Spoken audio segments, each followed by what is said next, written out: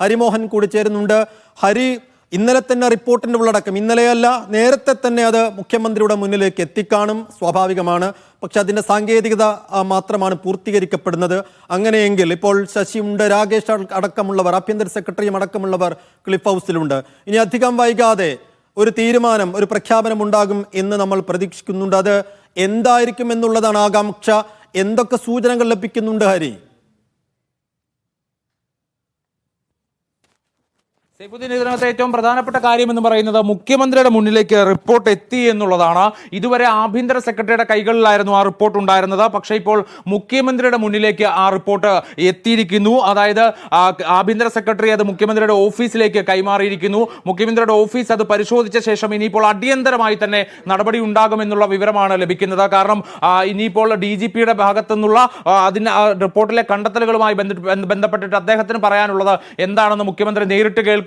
അത് ക്ലിഫ് ഹൗസിൽ വെച്ചിട്ടായിരിക്കും ആ കൂടിക്കാഴ്ച എന്ന് കൂടിയാണ് അറിയാൻ കഴിയുന്നത്. അങ്ങനെയാണെങ്കിൽ ഇന്ന് വൈകുന്നേരത്തിനുള്ളിൽ തന്നെ നമ്മളൊക്കെ കാത്തിരുന്ന, പ്രതീക്ഷിച്ചിരുന്ന ആ ഉത്തരവ് പുറത്തു വരുമെന്നുള്ളത് കൂടിയാണ് പ്രധാനപ്പെട്ട കാര്യം. ക്ലിഫ് ഹൗസിൽ ആരൊക്കെയാണ് കൂടിക്കാഴ്ച നടത്തുന്നത് എന്നുള്ളതാണ് ഇപ്പോൾ ഏറ്റവും അധികം പ്രധാനപ്പെട്ട കാര്യമായിട്ട് നമുക്ക് ചൂണ്ടിക്കാണിക്കാൻ ഉള്ളത്. മുഖ്യമന്ത്രിയുടെ പൊളിറ്റിക്കൽ സെക്രട്ടറി P. ശശി, മുഖ്യമന്ത്രിയുടെ PS രവീന്ദ്രൻ, അതുപോലെ KK രാഗേഷ് അടക്കമുള്ളവരാണ് ഇപ്പോൾ ക്ലിഫ് ഹൗസിലുള്ളത്. ഇവർ നടത്തുന്ന കൂടിക്കാഴ്ചയ്ക്ക് ശേഷമാണ് സംസ്ഥാന പോലീസ് മേധാവിക്ക് സമയം അനുവദിച്ച് നൽകിയിട്ടുള്ളത് എന്നുള്ളതാണ് അറിയാൻ കഴിയുന്നത്. അതായത് ഒരു തീരുമാനത്തിലേക്ക് എത്തിയതിനു ശേഷമായിരിക്കും സംസ്ഥാന പോലീസ് മേധാവിയെ നേരിട്ട് മുഖ്യമന്ത്രി കാണുക, സംസ്ഥാന പോലീസ് മേധാവിക്ക് പറയാനുള്ള കാര്യങ്ങൾ മുഖ്യമന്ത്രി കേൾക്കുക, അതിനുശേഷം ഒരു ഉത്തരവ് ഉടൻ തന്നെ ഉണ്ടാകുമെന്നുള്ളതാണ്. CPI നൽകിയിരിക്കുന്ന ഡെഡ് ലൈനിന് മുമ്പ് തന്നെ ആ തീരുമാനം പുറത്തേക്ക് വരും. നിയമസഭയിൽ പ്രതിപക്ഷം ഈ വിഷയം ഉയർത്തുന്നതിന് മുൻപ് തന്നെ ആ തീരുമാനം പുറത്തു വരും എന്നുള്ളത് തന്നെയാണ് ഏറ്റവും പ്രധാനപ്പെട്ട വാർത്തയായി ഈ സമയത്ത് പറയാൻ കഴിയുന്ന കാര്യം. റിപ്പോർട്ടിലെ RSS നേതാക്കളുമായി കൂടിക്കാഴ്ച നടത്തിയതിലുണ്ടായ വീഴ്ച, അതിനകത്തെ സംശയാസ്പദമായ സാഹചര്യങ്ങൾ, അതിലെ ദുരൂഹതയെല്ലാം കണക്കിലെടുത്തുകൊണ്ടാണ് ADGP MR കുമാറിനെതിരെ നടപടിയെടുക്കുന്നത് എന്നുള്ളതാണ് അതിനകത്ത് പ്രധാനപ്പെട്ട കാര്യം. പക്ഷെ അതേസമയം PV അൻവറിന്റെ പരാതികളിൽ ഒന്നും തന്നെ നടപടി ഉണ്ടാകില്ല. കാരണം അതിലൊന്നും തന്നെ കഴമ്പില്ലെന്നും തെളിവുകളില്ല എന്നുമുള്ള വിലയിരുത്തലിലേക്ക് DGP എത്തിയിട്ടുണ്ട്.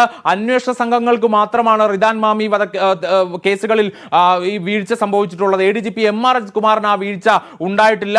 പക്ഷേ RSS നേതാക്കളുമായി നടത്തിയ കൂടിക്കാഴ്ചയിൽ ചില്ലറ പ്രശ്നമൊന്നുമല്ല DGP ചൂണ്ടിക്കാണിക്കുന്നുള്ളത് തന്നെയാണ് പ്രശ്നം. നമ്മൾ കൊടുക്കുന്ന പോലെ തന്നെ സർവത്ര കുഴപ്പം എന്നുള്ള നിലയ്ക്ക് തന്നെയാണ് സംസ്ഥാന പോലീസ് മേധാവി അതിനെ വിലയിരുത്തുന്നത്. തുടക്കം മുതൽക്ക് തന്നെ തിരുവനന്തപുരത്ത് നിന്ന് തൃശ്ശൂരിലേക്കുള്ള യാത്ര മുതൽക്ക് തന്നെ ആ ദുരൂഹത നിലനിൽക്കുന്നു. അവിടെ ചെന്നൊരു സ്കൂളിലെത്തി കണ്ടതിൽ ആ ദുരൂഹതയുണ്ട്. അവിടെ 1 മണിക്കൂറിലേറെ നേരം ചെലവഴിച്ചതിൽ ദുരൂഹതയുണ്ട്. RSS നേതാവിനെ കണ്ടതിലാണ് അതിൽ ഏറ്റവും അധികം പ്രശ്നമായി നിലനിൽക്കുന്നത്. ADGP പറഞ്ഞ എല്ലാ കാര്യങ്ങളും പൂർണ്ണമായി തള്ളിക്കൊണ്ടാണ് ഇത്തരത്തിലൊരു തീരുമാനത്തിലേക്ക് DGP അല്ലെങ്കിൽ ഇത്തരത്തിലൊരു നിഗമനത്തിലേക്ക് DGP എത്തിയിരിക്കുന്നത്.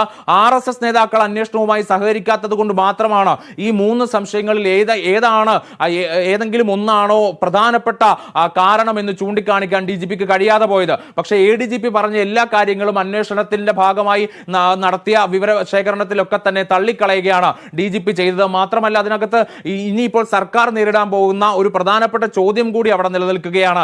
DGP പോലും ഈ RSS കൂടിക്കാഴ്ചയിൽ പ്രശ്നമുണ്ടോ എന്ന് സ്ഥിരീകരിച്ച സ്ഥിതിക്ക് 1 വർഷം മുൻപ് സർക്കാരിന് ലഭിച്ച ആ റിപ്പോർട്ടിൽ സർക്കാർ എന്തുകൊണ്ട് നടപടിയെടുത്തില്ല? ഇന്റലിജൻസിന്റെയും സ്പെഷ്യൽ ബ്രാഞ്ചിന്റെയും ഭാഗത്ത് നിന്ന് RSS നേതാക്കളുമായുള്ള കൂടിക്കാഴ്ചയിൽ സർക്കാരിന് റിപ്പോർട്ട് ലഭിച്ചിരുന്നു എന്നുള്ള വിവരം നേരത്തെ തന്നെ പുറത്തു വന്നിരുന്നു. ആ റിപ്പോർട്ട് സർക്കാരിന്റെ കയ്യിലുണ്ടായിട്ടും മുഖ്യമന്ത്രിയുടെ മുമ്പിൽ എത്തിയില്ലേ എന്നുള്ളൊരു ചോദ്യം. മുഖ്യമന്ത്രി അതായത് PV അൻവർ പറയുന്നത് പോലെ മുഖ്യമന്ത്രിയുടെ മുന്നിലെ ബാരിക്കേഡിൽ തട്ടിയ ആ റിപ്പോർട്ട് താഴെ വീഴുകയായിരുന്നു. മുഖ്യമന്ത്രി കണ്ടിട്ടില്ലേ? മുഖ്യമന്ത്രിയുടെ ഓഫീസിൽ ഒരു വ്യക്തിയും കണ്ടിട്ടില്ലേ എന്നുള്ള സംശയാസ്പദമായ രീതിയിലുള്ള ചോദ്യം തന്നെ ചോദിക്കേണ്ടിയിരിക്കുന്നു. അപ്പോൾ ആ റിപ്പോർട്ട് എന്തുകൊണ്ട് അവഗണിക്കപ്പെട്ടു? 1 വർഷത്തിലേറെ കാത്തിരിക്കേണ്ടി വന്നു ഇതുമായി ബന്ധപ്പെട്ട ഒരു നടപടിയിലേക്ക്, ഒരു അന്വേഷണത്തിലേക്കൊക്കെ തന്നെ സർക്കാരിന് പോകാൻ. അപ്പോൾ ആ കൂടിക്കാഴ്ചയുമായി ബന്ധപ്പെട്ടുകൊണ്ട് അന്ന് നൽകിയിട്ടുള്ള റിപ്പോർട്ടിൽ പറഞ്ഞിരിക്കുന്ന എല്ലാ കാര്യങ്ങളും ഇപ്പോൾ സംസ്ഥാന പോലീസ് മേധാവി സ്ഥിരീകരിച്ചു എന്നുള്ളത് സർക്കാരിനെ ഒരു തരത്തിൽ അത് പ്രതിസന്ധിയിലാക്കുന്നതാണ്. അതിനുള്ള ചോദ്യങ്ങൾ വരും ദിവസങ്ങളിൽ പ്രതിപക്ഷത്തിന്റെ ഭാഗത്തുനിന്ന് ഉയരാനുള്ള എല്ലാ സാധ്യതകളുമുണ്ട്.